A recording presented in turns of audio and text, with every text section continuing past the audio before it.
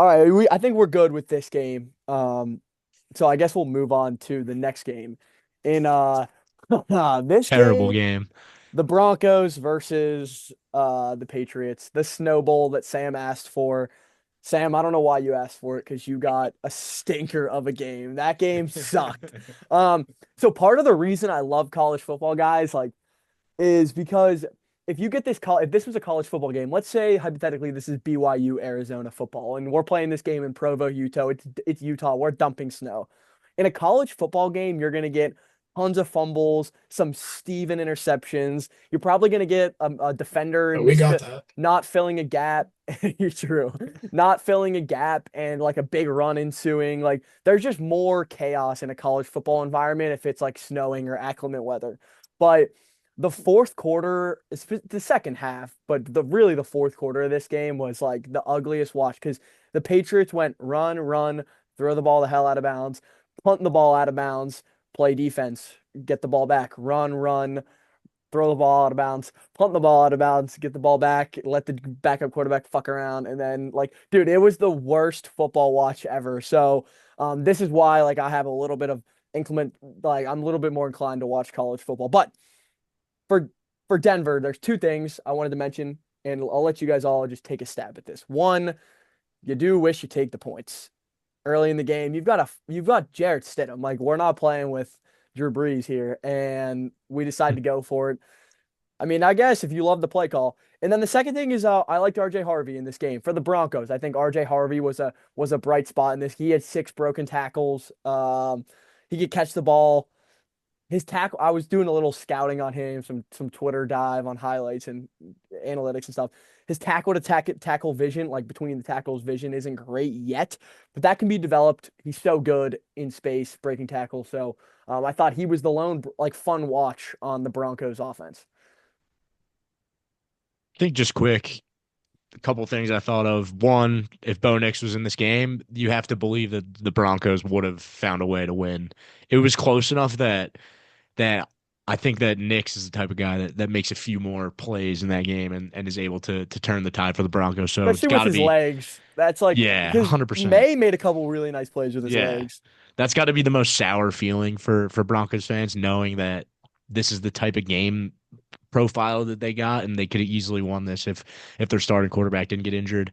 I was impressed by the Broncos defense, and they've been pretty awesome all year. But the thing that was the most impressive about this game is I think the Patriots are really good at vertical passing attack, and the Broncos completely took that away from them in this game. And you saw early in the game they tried to take a shot to Booty, and Surtain was just blanketed all over right in his hip pocket, and that the ball had no chance, and that's a big part of the Pats offense. So being able to take that away was impressive to me. And it just, this defense deserved a little more. They probably deserve to have an appearance in the Super Bowl. But Jared Stidham, the first drive, I mean, I thought there was some magic there. But Those scripted drives, yeah, bro. You the can never scripted believe. You drives are can't always, believe yeah. those. You can't believe those. Stidham probably was, I can't imagine how many times he solo walked through that first drive and was ready to rock and roll when he got out there. But then you see the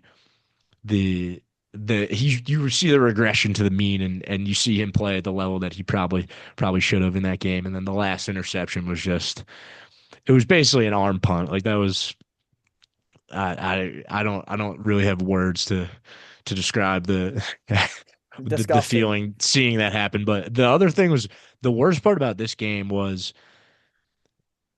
with the way it started to play out, with, like you said, the Patriots getting the ball and going run, run, throw it out of bounds, or run, run, run, punt it 30 yards and play D. When you go three and out that much, they go to commercial every single time that the ball changes possession. So the second half felt like it lasted like 2.5 hours. And I don't know if that's their stat to back that up, but that's what it felt like as a viewer. And just one more point quickly on Tony Romo. I think that Romo, I think he gets a lot of hate for his color commentary and how much it has regressed since he took over the job and stepped into the role with Jim Nance. And I think that was exemplified in this game. And it was really hard watching that game and hearing him just recycle point after point and say the most obvious things. When you contrast that to the way that Tom Brady was breaking down the NFC Championship, you see that Romo is probably not at the level that he was to start. I think people say that a lot of the prep work that you do when you first become a color commentator, you over prepare, and that really shines through. And your prep, it's exemplified in what you're saying. And Romo used to do the thing where he would call out the play that was coming, and I think that was his niche, and it was pretty cool to see that, and that's why he got so much hype and everything. And I think as he became the guy and made all the money, maybe that prep work dropped off a little bit, and you get the product that you get now from Tony Romo, where he's just kind of reiterating the same few points and not really giving you a whole lot of football analysis, and it's not really fun. They're accompanying you through watching the game. So it's not really fun to sit down and watch a football game with Tony Romo as it is with a Troy Aikman or a Tom Brady, even a Chris Collinsworth. Like Sam, he's so Sam, quirky that let's he'll fire me up, and yeah. I'll enjoy watching the game with him. And I know he's a little like zany, he's like an old like weird uncle, but it's still fun to watch a game with him and the way he perceives and looks at the game. So I think Tony Romo has regressed and is now at the bottom of that. I know Sam's a huge commentator guy, so I'm Sam, this is excited your to hear what he has to say wheelhouse. about This this. is your Yeah. wheelhouse. Take it away. I think that like, all right, well, I'll lead off with like what you said, how Brady used to, or not Brady, Romo used to call out the plays. I think that you also have to think back. When did Romo start? In like 2020, 2019-ish, like Yeah. that? Like the Because it was beginning the of Mahomes. his first big game was that Mahomes versus Brady game, the overtime game. That was his first, like, people were like, holy shit, this guy's good. He was arguably the first person that we all grew up with, unless I'm forgetting someone, but I think I'm right on this. He was the first person that we kind of grew up with and saw like play that became a commentator. He was kind of the first on this trend of like taking the real-time quarterback experience, especially in the modern game, and then translating that into the booth. And I think that like people also just get comfortable and familiar with things to where like his skit of like his little quirky like, oh, I don't know, Jam, like all that, like that was funny and cool at first, and I think that people just get tired of it. I'm kind of on the opposite. Like I really like Romo, and he just like makes me laugh in the booth. And my favorite part about the NFL like number one broadcast between NBC, CBS, Fox, and ESPN is I feel like they each have their own little flair. Like Tirico is very poetic in how he announces a game. It's almost like like watching that Steelers Ravens game. It's like he's like the narrator of a story when Tirico's announcing a game. That's just how he's always been. And then Burkhart on Fox does a really good job of just kind of being there and letting Brady cook. Like if I watch that back and I feel like you hear Brady is talking way more and Burkhart just kind of says what's happening and lets Brady go. And then you have Aikman and Joe Buck that have like a cool little like the cool guys type booth. Like everyone likes those guys. They're both famous. And then I like the way that you have this classic commentator in Jim Nance, and then Romo just I like him. I'm pro Romo, and I think it's funny how he gets super excited. He just loves the game, and I think he sometimes he gets too excited. And Brady does the same thing, but he doesn't get much hate for it. And I also am curious to see what's going to happen in like 4 years with Brady. Like, are people going to be like, oh, he's a know-it-all. He talks too much. Like this happens every time with an announcer. People like to have problems with announcers no matter what. So I just think I like how each broadcast has their little flair, and I do like Romo, and he adds a little bit of fun to the game. All And right. I like Jim Nance. I'm a Romo guy, but yes, I understand why people might not like him because I think like some of his corny stuff is funny. Arch, we're gonna shift this thing to the Pats side of things. So I'm gonna be interested to get your thoughts after I just give this short little thing.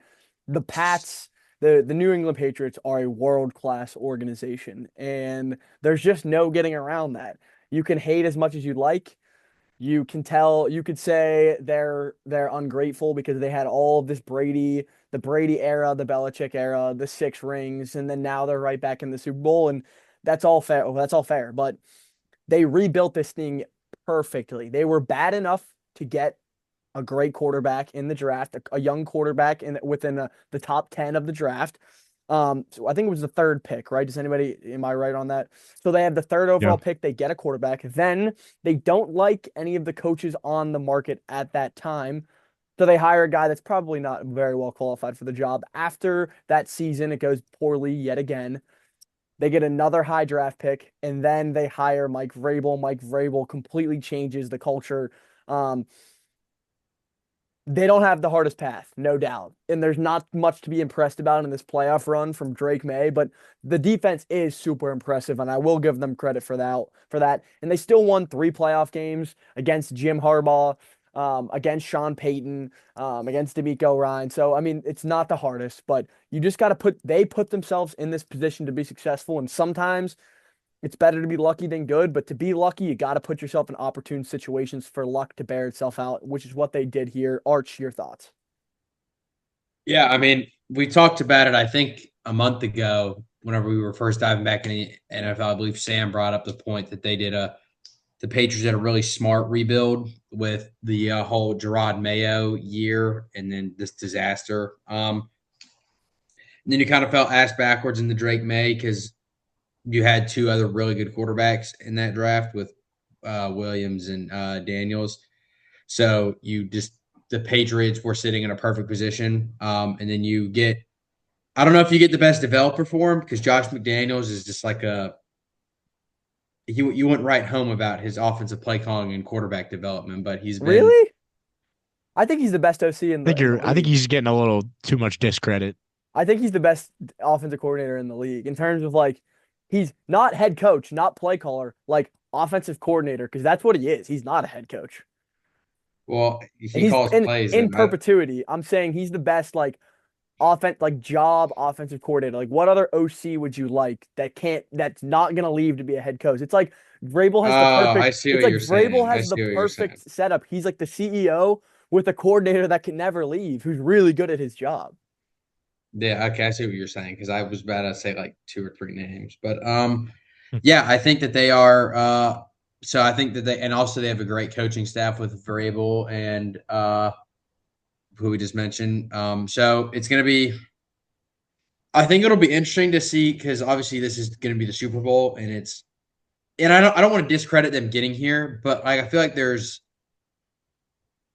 I don't think they fully like return back to the Patriot way, and unless they like have if they get blown out in the Super Bowl, I think it's just gonna be showing that they just got they were fortuitous in their path they took, and I think I'm not gonna be fully sold on them, but I do like the steps that they've taken, and I do really like Drake May as a quarterback. Their defense is like something I kind of want to highlight in these playoffs. They're giving up 8.7 points a game, 3.3 yards per play. They've forced 8 turnovers. Their opponents are 30% on conversion downs, third and fourth down. So, and then I do think they have the best corner duo in the league. So one thing, Milton Williams, who Duska you're intimately familiar with as a Philadelphia Eagle. Um, Milton Williams and Christian Gonzalez, when they play on the field together, the Patriots are 10-0 this year. So when they had their game-wrecking D lineman and then their game-wrecking secondary player, they're 10-0. I do think they have the best corner duo in the league as well. We talked about Christian Gonzalez. He's locked down. He's like a face guarding corner. You put him on the outside, you set it, you forget it. It's like a great fantasy lineup. Just don't even worry about it. Now, their spark plug corner is their slot corner, Marcus Jones, who's been getting a little bit more buzz recently, which I'm super like happy about because this guy is the man. And when you talk about like Travis Hunter type of players with that like play offense and play defense, I just think in the NFL it's not going to exist. I think Travis Hunter just dealt with an injury and there's going to be a point in time where Travis Hunter has to pick a side of the football. But I do think there's a chance you could still impact the game as a defensive player in the offense using returns. So Marcus Jones, he's a great slot corner, one of the best in the league. He also he's at the highest punt return average in NFL history at 14.7 yards. He's the first player in 45 years this year to score a defensive touchdown on a pick six, a return touchdown with punt and kick. And then he also has an offensive touchdown this year on a screenplay. So he still has that gadget offensive ability. First guy in 45 years to do that. I just think like that's a football player. And the Patriots are filled with guys like Ellis and guys like Stephon Diggs, like just football players that just get the job done. Best corner doing the league, good defense. We'll see what happens when they roll the ball out for the Super Bowl this year.